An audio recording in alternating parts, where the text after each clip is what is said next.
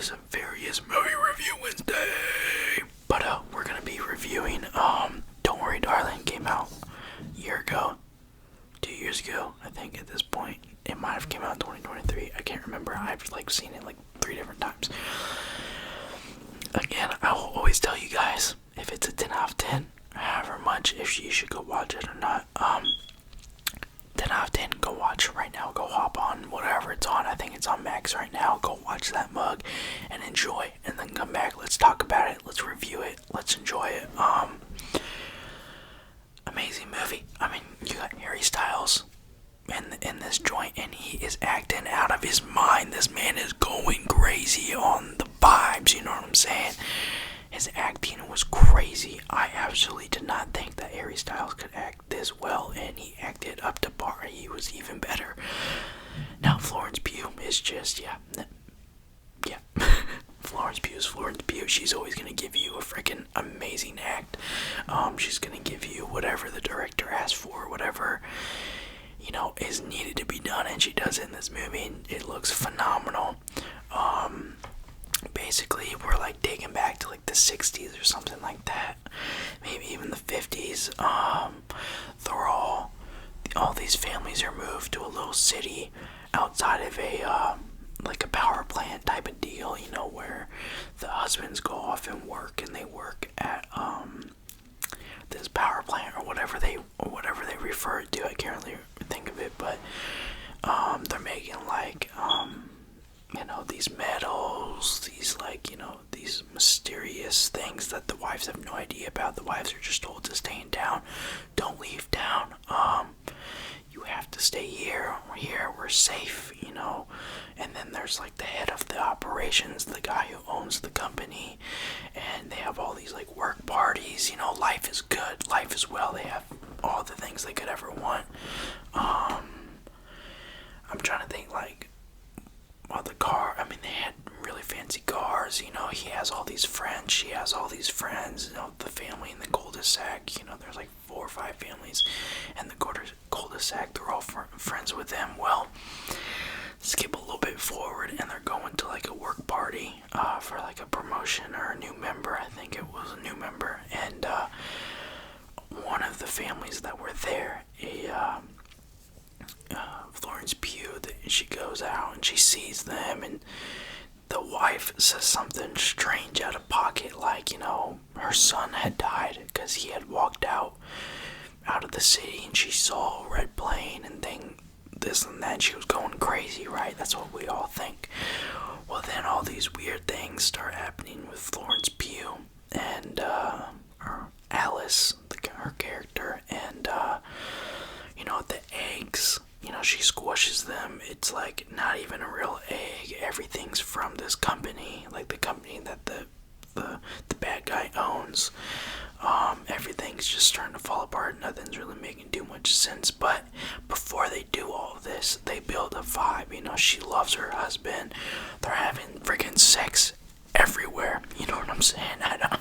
Tell me what's up with that. I don't know why they're doing it at their boss's house, but they did it. But yeah, they're talking about having a kid together. You get this this feeling that these two are very passionately in love with each other.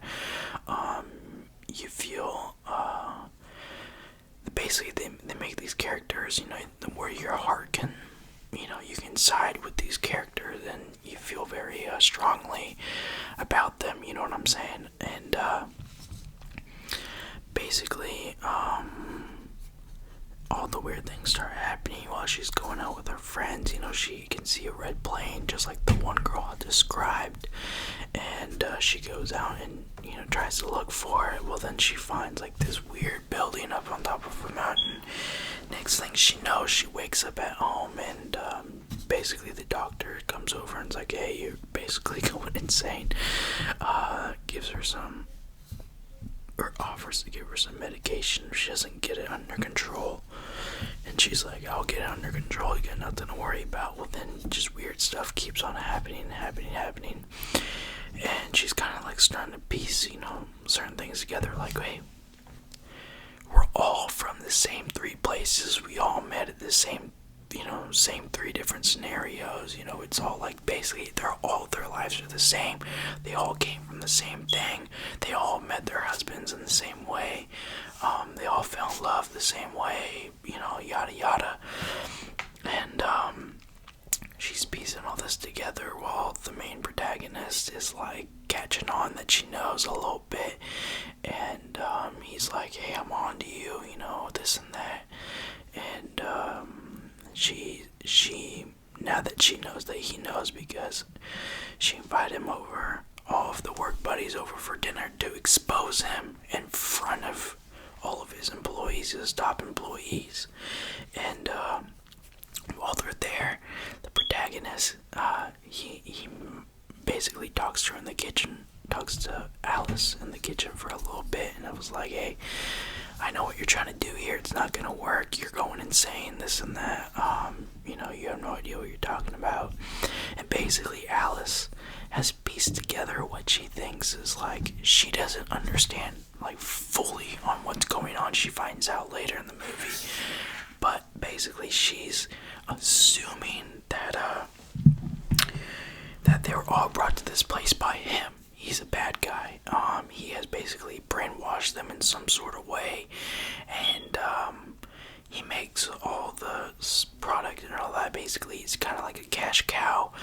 You get the sense that she's believing that he's creating all these lies about, what they're doing, why the wives can't see their husbands at work, and why they can't know about what their husbands are doing. And you get the feeling that Alice doesn't know the big picture. She just knows what she's seen around town with her friends, what she's heard from her friends, what she's heard from her husband, what she's learned herself at home. It's the same TV shows, it's nothing's new. It's all the same. It's all from the same person. So she thinks this guy right here, she wants out, right? She wants out of the city. She wants to move with her husband. And, so they sit down and she basically brings it to everybody's attention.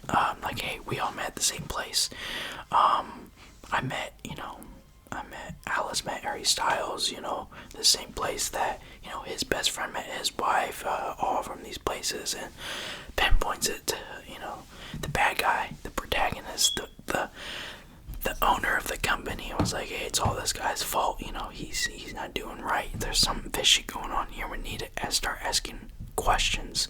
Like, we can't be content with staying here. Nothing's changing. We're bored all the time. We need to start asking that man, the owner, questions.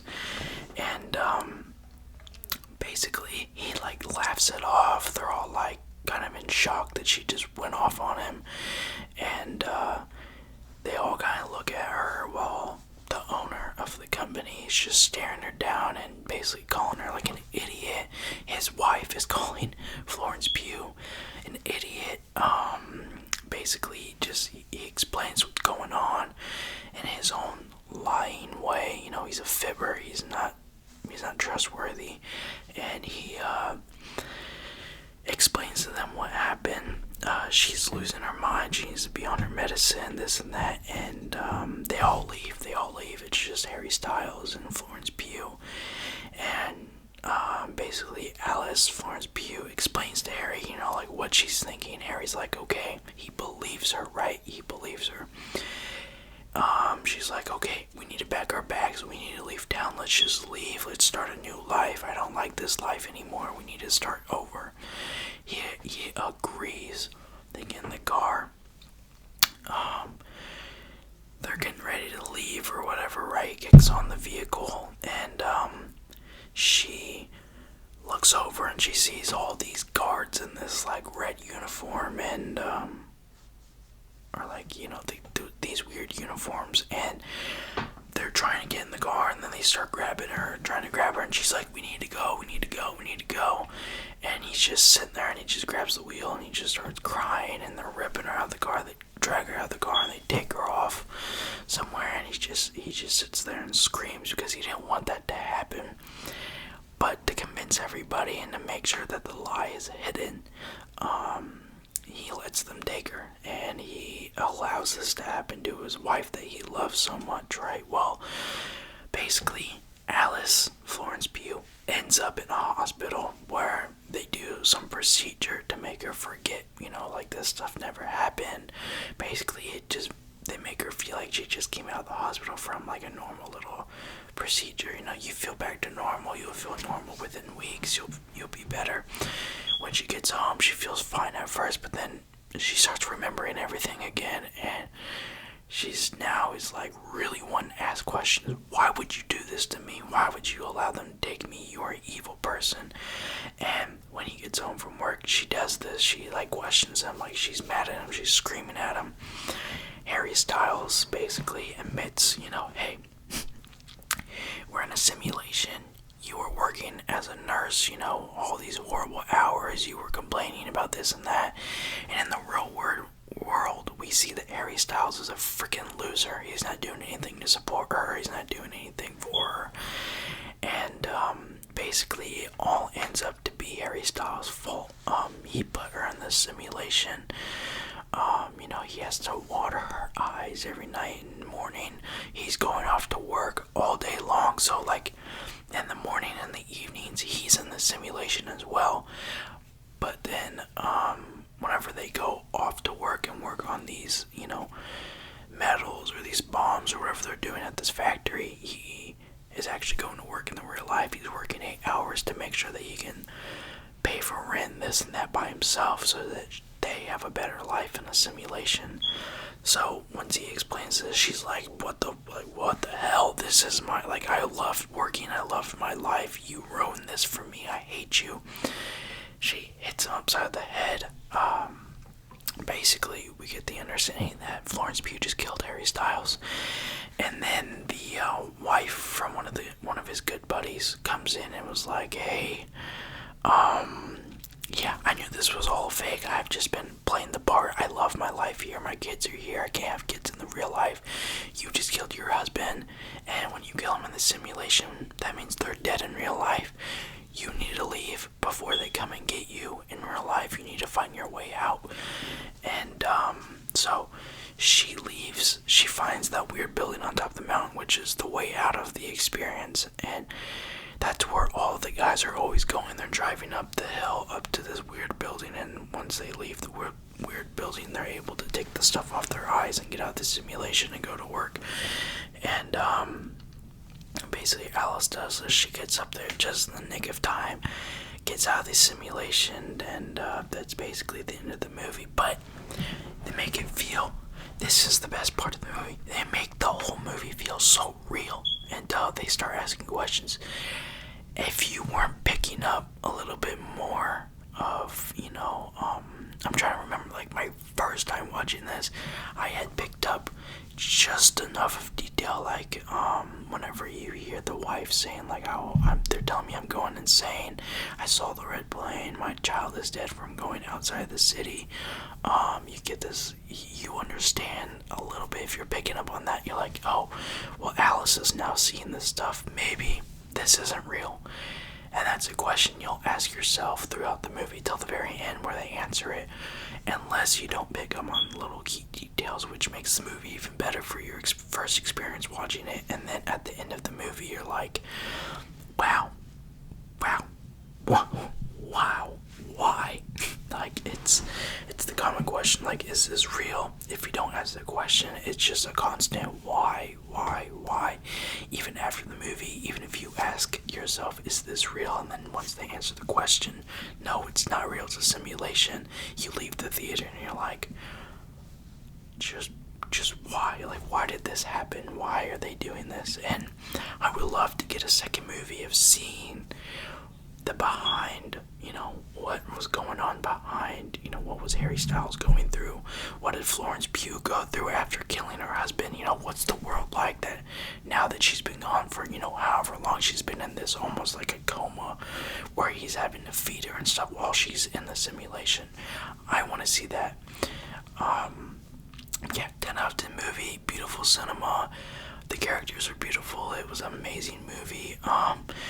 If you guys don't like movies where they're in this same like sort of place. There's no like action going on besides a few pieces. Or you guys don't like movies that are like very like feely or touchy, because I know a lot of guys or a lot of girls that don't like very touchy movies, or don't like, you know, movies that could hit close to home or could happen in the future.